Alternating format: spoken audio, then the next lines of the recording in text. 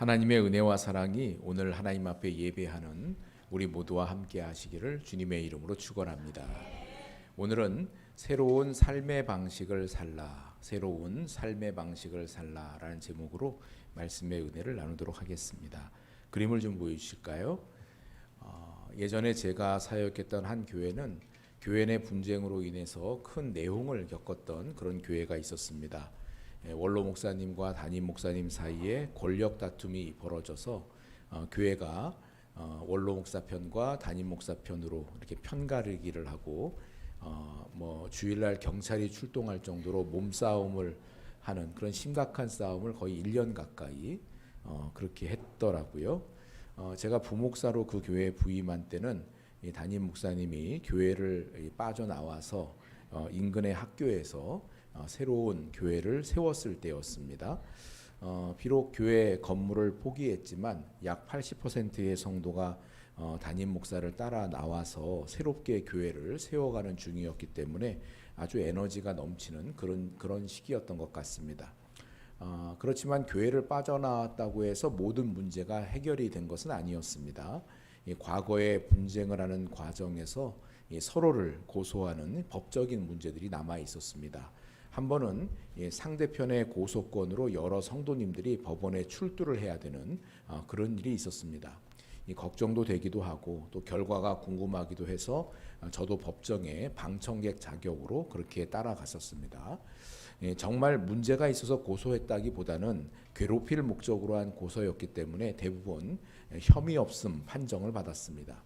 그렇지만 아픈 상처를 다시 들추고 그와 같은 부끄러운 일로 법정에까지 갔다는 사실에 이 많은 분들이 힘들어하셨습니다. 믿음의 교우들끼리 이런 문제로 법정에까지 갔다는 사실에 하나님 앞에서나 다른 사람들 앞에서 너무 부끄럽다면서 눈물을 지으시던 권사님이 생각이 납니다. 사람들은 마음에 안 드는 일이 있으면 소리를 높이면서 법대로 하자 하고 큰 소리를 칩니다. 그런데 법대로 하기 위해 법원을 드나드는 것은 여러 가지 측면에서 매우 소모적이고 몸과 마음을 황폐하게 하는 그런 일입니다. 더욱이 같은 믿음의 식구가 서로를 고소 고발해서 법원을 드나든다면 그것은 그리스도인이라고 해도 세상 사람과 하나도 다를 바가 없다라는 것을 공개적으로 시인하는 꼴입니다. 또한 교회 공동체에 은혜와 사랑이 결핍되었다라는 것을 드러내는 일일 겁니다. 오늘 본문은 고린도 교회에서 있었던 소송 사건에 대한 사도 바울의 목회적인 가르침입니다. 더욱이 오늘 본문은 이 고린도전서 좀 확장해서 보면은요, 5장과 6장의 음행의 문제를 다루는 말씀 그 사이에 이 말씀이 소송의 사건을 다루는 문제가 끼어 있습니다. 그래서 왜 이 말씀을 여기에다가 끼워놨을까 하는 그런 생각이 들기도 합니다. 그림을 좀 보여주실까요? 고린도전서 5장과 6장의 구조를 보면 이렇습니다. 먼저 5장 1절로 13절까지가 음행의 문제에 대한 처방에 대해서 이렇게 말씀을 다룹니다. 그리고 오늘 우리가 읽은 본문 6장 1절로 11절까지 소송 사건에 대한 사도 바울의 목회적인 처방에 대한 말씀이 나옵니다. 그리고 다시 6장 12절로 20절까지 음행의 문제와 그걸 조심해야 될 그 이유로서 성령의 전에 대해서 말씀을 합니다. 그러니까 음행 사건 A와 A- 사이에 소송 사건에 대한 말씀이 끼어 있는 이런 구조로 되어져 있는 거죠. 자, 결론적으로 말씀을 드리면 이 사도 바울은 고린도 교회에서 벌어진 음행의 문제나 이런 소송의 문제 모두 동일한 문제라고 보는 겁니다. 바로 성도들이 서로에게 책임을 지는 공동체로서 살아내지 못했다라는 것입니다. 이들은 근친상간을 저지른 사람을 징계하지 못하고 그냥 묵인했습니다. 동시에 내부에서 일어난 분쟁을 공동체 내에서 스스로 해결해야 될 그 책임도 다하지를 못했습니다. 하나님의 나라를 유업으로 받은 존귀한 하나님의 백성들이 하나님의 백성답게 살지 못하고 있다는 것 때문에 사도 바울은 매우 안타까워합니다. 예수님을 구주로 영접하고 하나님의 자녀라고 말은 하지만 삶의 방식은 여전히 세상에서 살던 방식들을 교회 안으로 그대로 가지고 들어와서 그것대로 행동을 하는 이런 이율배반적인 삶의 태도를 드러내고 있는 겁니다. 오늘 말씀을 통해서 우리는 어떤 방식으로 지금까지 살아오고 있는지, 또 우리의 삶의 방식은 어떠해야 하는지 이것에 대해서 함께 살펴보려고 하는 겁니다. 자, 그런데 오늘 말씀 속에서 이들은 무슨 문제 때문에 이렇게 싸웠다고 말씀합니까? 세상 법정에 소송까지 할 정도로 했던 그 이유가 무엇입니까? 분명한 이유가 오늘 말씀 가운데 자세히 나오지 않습니다. 다만 유추해 볼 수 있는 말씀들이 곳곳에 있습니다. 우리 2절 말씀을 같이 읽어보겠습니다. 성도가 세상을 판단할 것을 너희가 알지 못하느냐? 세상도 너희에게 판단을 받겠거든 지극히 작은 일 판단하기를 감당하지 못하겠느냐? 또 8절입니다. 너희는 불의를 행하고 속이는구나. 그는 너희 형제로다. 2절에 지극히 작은 일이라고 번역한 단어는 직역을 하면 평범한 일, 사소한 일을 말하는 겁니다. 또 8절에 속인다라는 동사가 쓰인 것으로 보아서 아마도 이 문제는 돈이나 이익이 결부된 문제일 것이다, 이렇게 추측이 됩니다. 그래서 다른 사람의 돈이나 재물을 속여서 취하는 것을 그런 사건이 벌어졌구나라는 것들을 상상해 볼 수가 있습니다. 이런 이해가 옳다면 한 사람이 다른 사람의 돈이나 재물을 속여 취한 것 때문에, 그러니까 교회 안에 있는 성도들 사이에서 벌어진 일인 거죠. 다른 사람이 다른 사람의 돈이나 재물을 속여서 취한 것 때문에 두 사람 사이에 다툼이 있었던 것 같습니다. 따라서 이 소송은 형사소송이 아니라 민사소송이었을 것입니다. 고대 로마 사회에서 형사사건을 다루는 로마 법정은 비교적 공정하고 객관적이었지만 민사사건을 다루는 하급 법정은 그러지 못했다고 합니다. 민사소송 대부분은 부유한 상류층 사람들이 계급이 낮은 가난한 사람들을 상대로 하는 경우가 많았습니다. 반대로 가난한 사람들이나 약자들이 귀족이나 혹은 부자들을 상대로 고소했다라는 그런 기록은 별로 찾아볼 수가 없습니다. 왜냐하면 소송을 하는데 많은 비용이 들기 때문에 부자들과 권력자들만이 상대방을 법정에 세울 요량으로 고소고발을 했던 것이지 가난한 사람은 그럴 여력이 없었던 겁니다.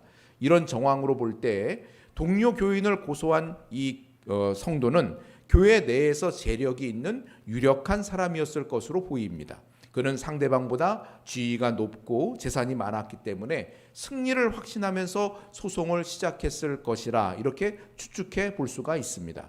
바울은 이 일에 대해서 격분을 합니다. 우리 1절과 2절을 같이 읽어보겠습니다. 너희 중에 누가 다른 이와 더불어 다툼이 있는데 구태여 불의한 자들 앞에서 고발하고 성도 앞에서 하지 아니하느냐? 성도가 세상을 판단할 것을 너희가 알지 못하느냐? 세상도 너희에게 판단을 받겠거든 지극히 작은 일 판단하기를 감당하지 못하겠느냐? 어떻게 십자가의 은혜로 구원받았다는 사람들이 세상에 타락하고 불의한 힘의 구조를 교회 안으로 끌고 들어와서 형제를 짓밟는 무기로 쓸 수가 있습니까? 하고 사도 바울은 묻습니다. 바울은 이 세상 재판관들을 향해서 불의한 자들이라고 부릅니다. 이들은 하나님의 언약 관계 안에 있는 사람들이 아니었기 때문인 겁니다. 성도는 장차 마지막 날에 예수 그리스도와 함께 온 세상과 천사들까지도 심판할 존귀한 자들입니다.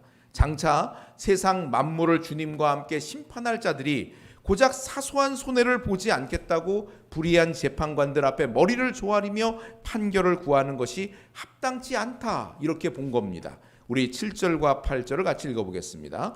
너희가 피차 고발함으로 너희 가운데 이미 뚜렷한 허물이 있나니 차라리 불의를 당하는 것이 낫지 아니하며 차라리 속는 것이 낫지 아니하냐? 너희는 불의를 행하고 속이는구나. 그는 너희 형제로다. 세상은 손해보지 않기 위해서 세상 법의 칼을 휘두르라, 이렇게 말합니다. 그러나 바울은 세상의 법과 힘을 빌려서 믿음의 형제를 이기려 하지 말라고 말합니다. 차라리 세상의 법 앞에 억울하게 손해를 보라고 합니다. 차라리 불의를 당하고 차라리 속아주는 것이 낫지 않느냐라고 말합니다. 그것이 교회가 세상의 불의한 싸움의 방식을 거부하고 십자가의 능력을 보여주는 마땅한 태도라고 말씀하고 있는 겁니다. 사도 바울의 권면은 세상의 악한 방식을 따르지 말고 차라리 당하라는 그런 소극적인 측면을 다루고 있습니다. 반면에 예수님은 적극적인 측면을 말씀을 하십니다. 우리 마태복음 5장 38절로 42절을 읽어보겠습니다. 또 눈은 눈으로 이는 이로 갚으라 하였다는 것을 너희가 들었으나 나는 너희에게 이르노니 악한 자를 대적하지 말라. 누구든지 내 오른편 뺨을 치거든 왼편도 돌려대며 또 너를 고발하여 속옷을 가지고자 하는 자에게 겉옷까지도 가지게 하며 또 누구든지 너로 억지로 오리를 가게 하거든 그 사람과 심리를 동행하고 내게 구하는 자에게 주며 내게 꾸고자 하는 자에게 거절하지 말라. 이 말씀은 하나님의 백성들이 불의한 세상 속에서 적극적으로 어떻게 살아야 하는가 하는 대안적인 삶의 방식을 보여줍니다. 주님의 메시지는 명확합니다. 단순히 참는 그런 소극적인 인내를 넘어서 악을 부끄럽게 만드는 압도적인 은혜의 삶을 살라는 겁니다. 구약 율법에는 눈은 눈으로 이는 이로 갚으라 라는 규정이 있습니다. 이것은 보복을 장려하는 법이 아닙니다. 받은 상처보다 7배, 100배로 갚아주고 싶은 것이 인간의 복수심 아닙니까? 근데 여기에다가 한계를 그어준 은혜의 법인 겁니다. 내 눈이 상했느냐? 딱 그만큼만 그 상대방에게 벌하고 더 이상 사적인 복수를 하지 말라는 겁니다. 온 세상이 복수의 악순환으로 지옥이 되는 것을 막기 위한 하나님의 예방 장치인 겁니다. 그런데 예수님은 이 율법의 경계를 훌쩍 뛰어넘는 선언을 하십니다. 오른뺨을 치거든 왼뺨도 돌려대라. 속옷을 가지고자 하는 자에게 겉옷까지 주어라. 억지로 오리를 가게 하거든 심리를 동행해 주어라 말씀하십니다. 한번 여러분 이 말씀을 한번 상상해 보십시오. 오른뺨을 치거든 왼뺨도 돌려대라. 보통 오른손잡이가 많잖아요. 그렇죠? 그러면 오른손으로 상대방의 뺨을 치면은 어느 쪽 뺨을 치게 됩니까? 왼쪽 뺨을 때리게 되는 거죠. 근데 주님은 왼뺨을 치거든 오른뺨도 돌려대라 이렇게 하지 않으십니다. 오른뺨이 먼저 나와요. 오른뺨을 치거든 왼뺨도 돌려대라 라고 말씀을 하세요. 어떻게 때려야 상대방의 오른뺨을 때립니까? 왼손으로 때리면 돼요? 여러분 화가 나서 상대방을 뺨을 치는데 난 오른손잡이에요. 근데 오른손이 먼저 나가요? 왼손이 나가요? 오른손이 당연히 먼저 나가죠. 그렇죠? 오른손이 먼저 나가는 게 인지상정인데 어떻게 오른손으로 오른쪽 뺨을 때립니까? 어떻게 해야 그렇게 오른쪽 뺨을 때릴 수 있어요? 그거는 손등으로 치는 거예요. 이렇게 치는 겁니다. 이것은 단순한 폭행이 아니라 상대방을 아예 깔아뭉개는 극심한 모욕을 주는 행위입니다. 여러분, 이렇게 때릴 때가 더 모욕적이에요? 이렇게 때릴 때가 더 모욕적이에요? 그렇죠? 손등으로 칠 때가 훨씬 모욕적입니다. 나를 아주 우습게 알고 인격적인 모욕을 주려고 그렇게 치는 겁니다. 그런 모욕을 당할 때 똑같이 손등으로 받아치는 것은 세상의 방식입니다. 하지만 예수님은 말씀하십니다. 보복을 거부하라고요. 그리고 당당히 고개를 들어서 반대편 왼뺨도 들이대라고요. 이 당당하고 거룩한 능동성 앞에 모욕을 주려던 가해자는 오히려 충격을 받게 될 겁니다. 자신의 악함과 폭력성이 아무런 효과를 내지 못하고 오히려 부끄러운 실체만을 드러냈기 때문인 겁니다. 당시 가난한 사람들에게 겉옷은 낮에는 옷이고 밤에는 이불로 쓰는 생존을 위한 마지막 재산이 겉옷의 역할이었어요. 그런데 겉옷은 율법에서도 담보로 잡을 수 없다고 규정이 되어져 있습니다. 그런데 누군가 속옷을 빼앗겠다고 소송을 걸어올 때 그래? 그럼 내 생명과 같은 겉옷까지도 가져가세요. 이렇게 다 내어주라는 말입니다. 당시 로마 군인들은 아무나 길 가는 사람 아무나 붙잡고 여기 무거운 물건 오리거리를 가지고 옮겨가도록 명령할 수가 있었어요. 그런 권한이 있었습니다. 오리면은 2kg입니다. 1, 2가 400m니까요. 오리면은 2kg예요. 그런 로마 군인에게 기꺼이 심리, 그러니까 4km까지도 함께 걸어가 주어라 라고 말씀을 하는 겁니다. 이것이 의미하는 바가 무엇입니까? 내게 찾아온 세상의 억울함과 손해보는 그 빚을 십자가의 파격적인 사랑으로 완전히 흡수해버리라는 말씀입니다.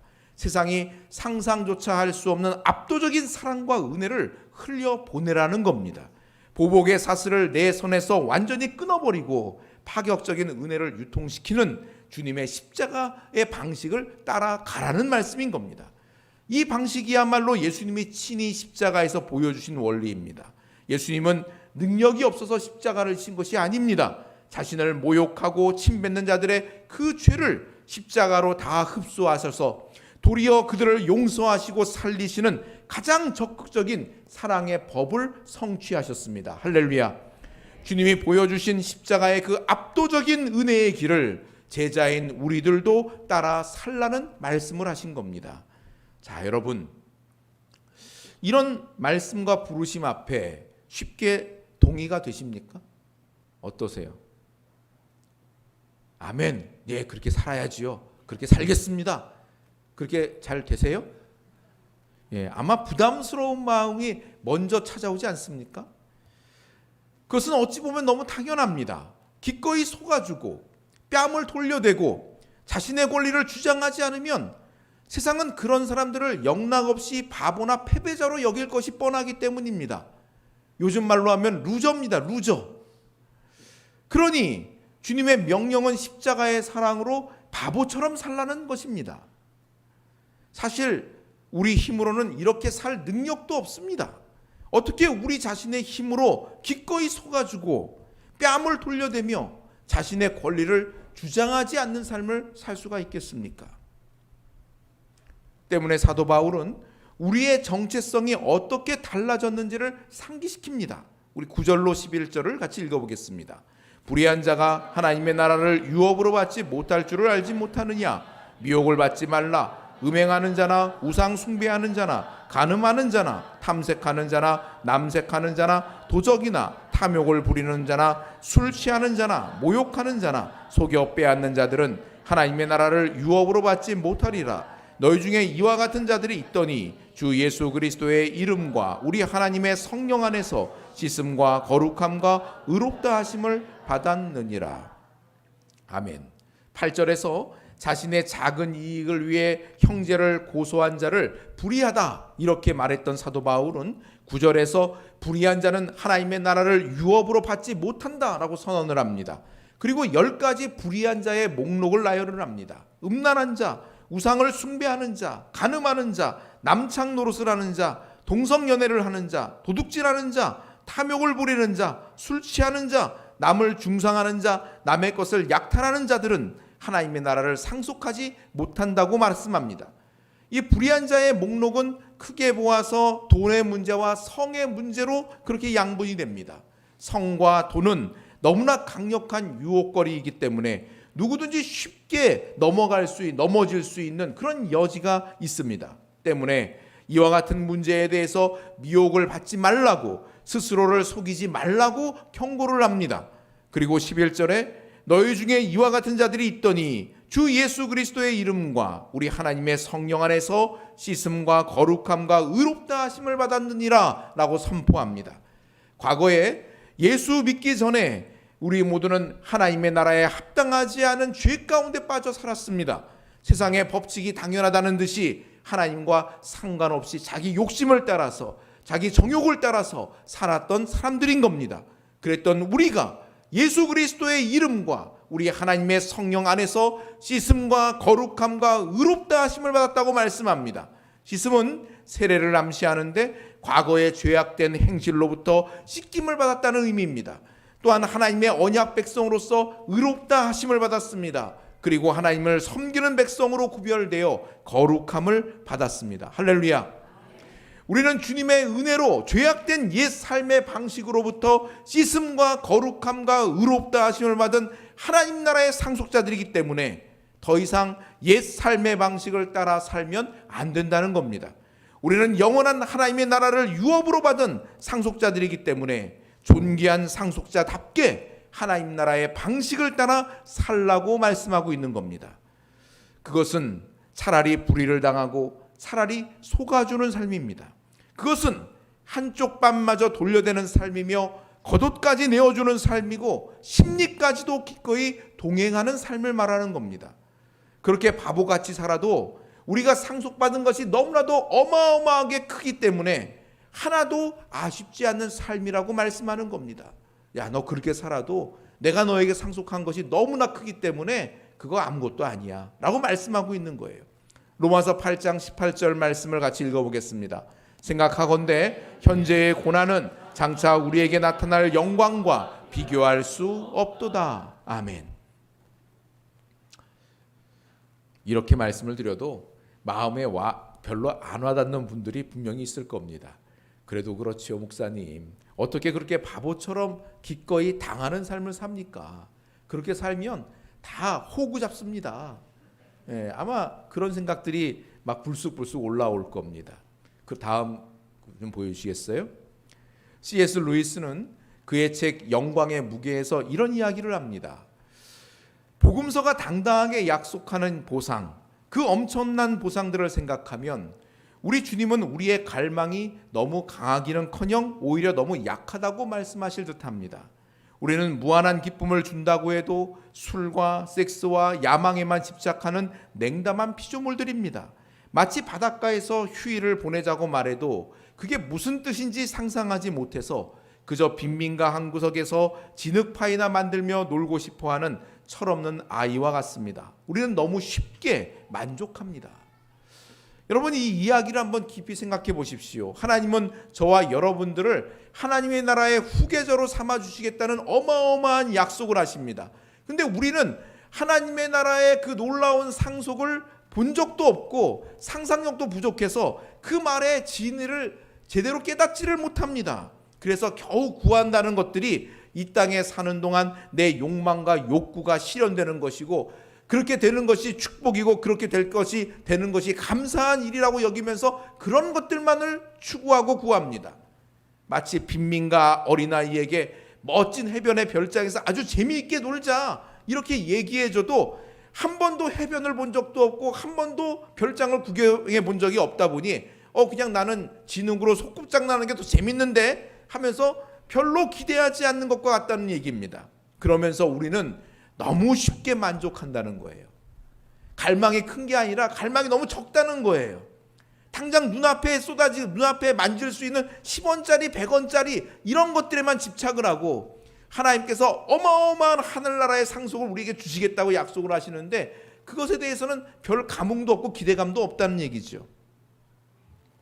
하나님이 우리에게 주시는 부요함이 얼마나 놀랍고 큰지 깨닫지 못하기에 우리는 지극히 작은 권리나 그 지극히 작은 소유에 목숨을 겁니다.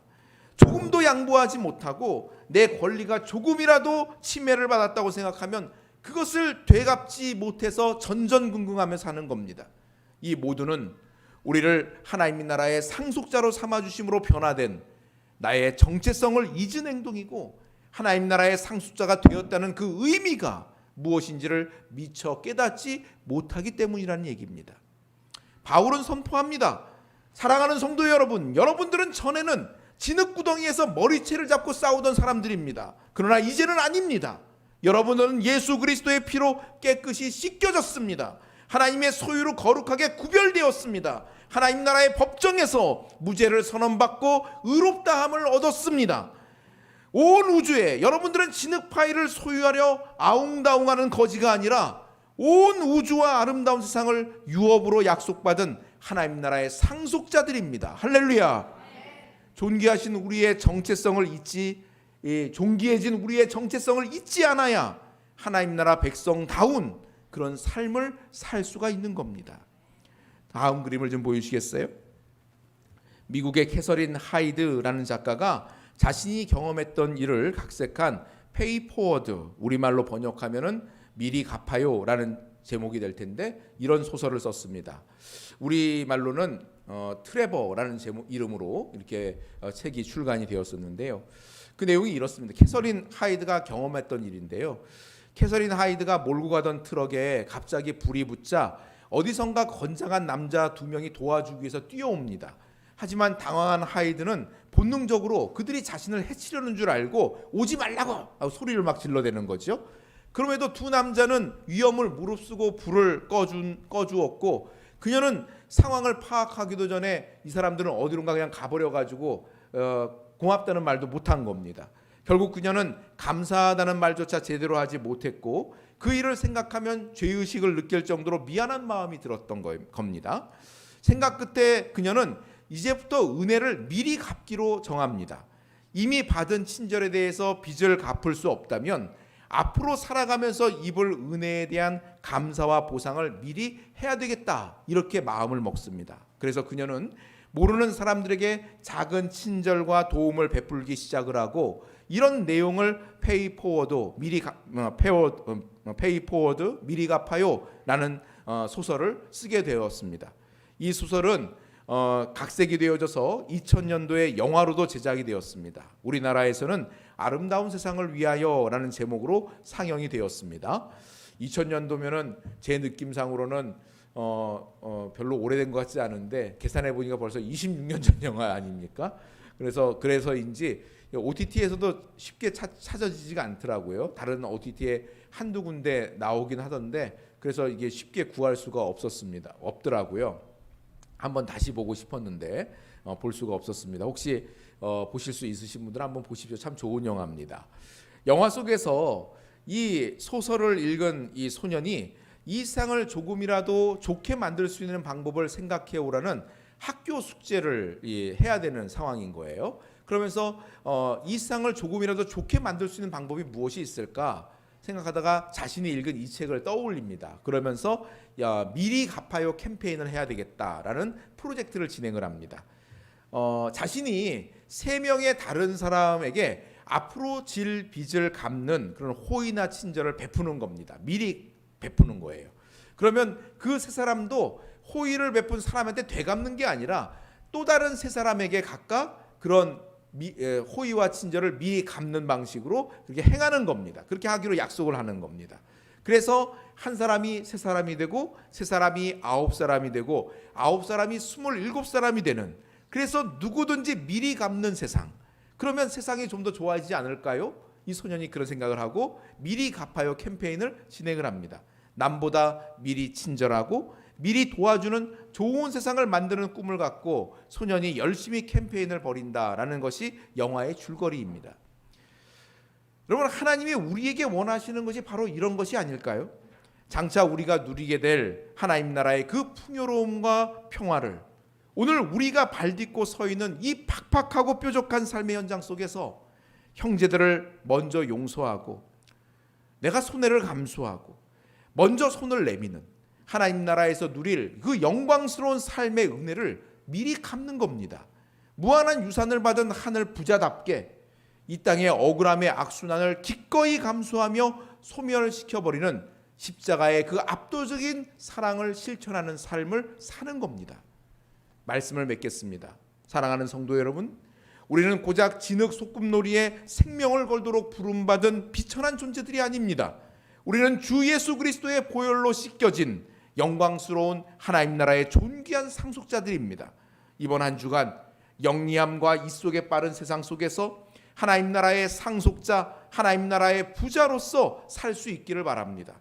장차 이 말 하나님의 나라의 그 찬란한 영광과 풍성함을 미리 앞당겨서 갚는 넉넉한 용서와 나눔으로 그 하나님의 풍성하심을 흘려보내는 저와 여러분들이 다 될 수 있기를 주님의 이름으로 축원합니다. 아멘. 기도하겠습니다.